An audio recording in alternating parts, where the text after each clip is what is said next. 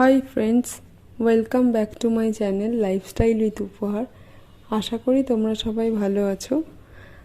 আজ আমি তোমাদের সাথে শেয়ার করব ডিম তেলানির একটা রেসিপি। এই রেসিপিটা হাতে যদি কম সময় থাকে তাহলে খুব চটজলদি বানিয়ে নিতে পারো। রেসিপিটা তৈরি হতে মাত্র 5 মিনিট সময় লাগে। তো চলো শুরু করা যাক রেসিপিটা। প্রথমেই আমি একটা প্যান নিয়ে নিচ্ছি।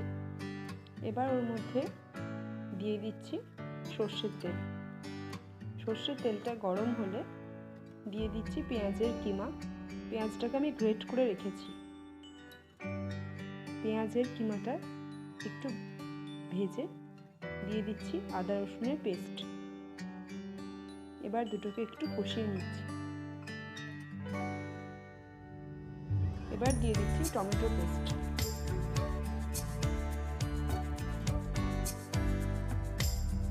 অল্প একটু লবণ দিচ্ছি, অল্প একটু হলুদের গুঁড়ো, লঙ্কার গুঁড়ো, ধনে গুঁড়ো আর একটু জিরে গুঁড়ো। এখানে আমি সবগুলোই 1 টিস্পুন করে ইউজ করেছি। আর দিচ্ছি 1/2 টিস্পুনের মতো মিট মশলা। এবার মশলাটা একটু জল দিয়ে কষিয়ে নিচ্ছি যাতে করে তলায় না ধরে যায়।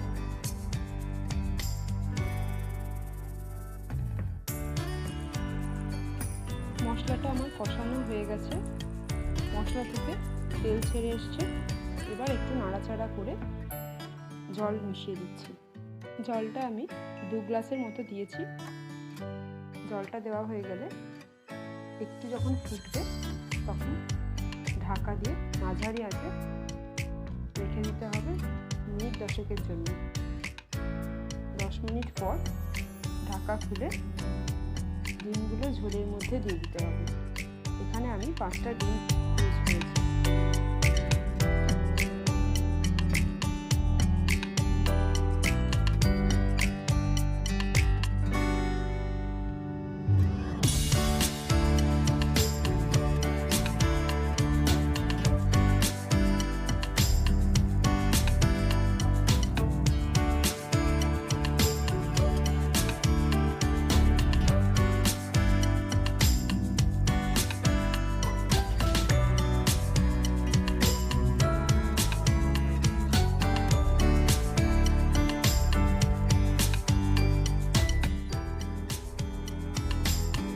মিনিটের জন্য ঢাকা দিয়ে মাঝারি আঁচে রাখতে হবে। এরপর ঢাকা খুলে আরও 5 মিনিটের মতো ফুটিয়ে নিতে হবে। একেবারে শেষে যখন একদম হয়ে আসবে তখন গোলমরিচের গুঁড়ো আর ধনেপাতা কুচি আমি দিয়ে দিচ্ছি। নামানোর আগে আমি দিয়ে দিচ্ছি চেরা কাঁচা লঙ্কা। এটা আমি শুধুমাত্র ফ্লেভারের জন্য দিচ্ছি। রান্নাটা আমার তৈরি হয়ে গেছে। এবার নামিয়ে পরিবেশন করে দেব।